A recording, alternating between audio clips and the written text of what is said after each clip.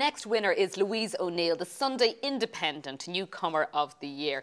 Louise, you must be so excited. Yeah. This has been an extraordinary year for you. Yeah, to be honest, I'm totally stunned. You know, as I said, the calibre of the other authors that were nominated, I felt so honoured even just to have been included in that company, that it never really occurred to me that I actually could win. So I feel stunned and very humbled and just incredibly grateful right now.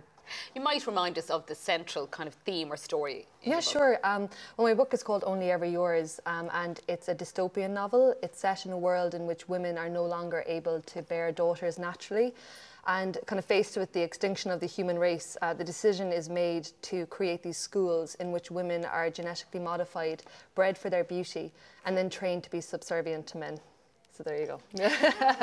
These are big themes, dark themes, and yet the book is really appealing to a young adult, a YA audience. Why do you think that is? I feel like that it's, well, women of all ages, but probably, you know, particularly so as a teenager, they really are sort of, you know, faced with this kind of constant barrage of messages saying that, you know, in order to be a success or in order to have value as a woman, that you need to be attractive and that you need to be thin and that you need to sort of adhere to a very conventional idea of what beauty is. And I think that it really just, as I said, like the parameters of what's considered attractive are becoming more and more narrow, and I think that really weighs heavily on women. And having worked in the fashion industry and having, you know, like a lot of experience in that environment, I just felt like I wanted to write something that would maybe, you know, especially for a younger audience, that would maybe sort of introduce certain ideas to them of feminism, that, you know, maybe that,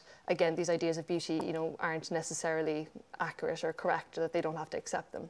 So when you sat down to write the book, did you feel nearly a responsibility towards this potential audience or reader? I feel like when you're writing, in general, you don't, well, I don't anyway, I try not to think too much about, you know, like the end audience, because sometimes, you know, if there's too many voices in your head, it just affects how you write, whereas I just try and just let, like, you know, I knew that I wanted to tell this story, and I just tried to tell it in the best way that I felt I could possibly do that, without thinking too much about what will my parents think when they read this, or what will my teachers think, you know, because I say I would never have finished it if I'd ever considered any of that. So finally, and purely because you have a relationship with the fashion world, who are you wearing this evening?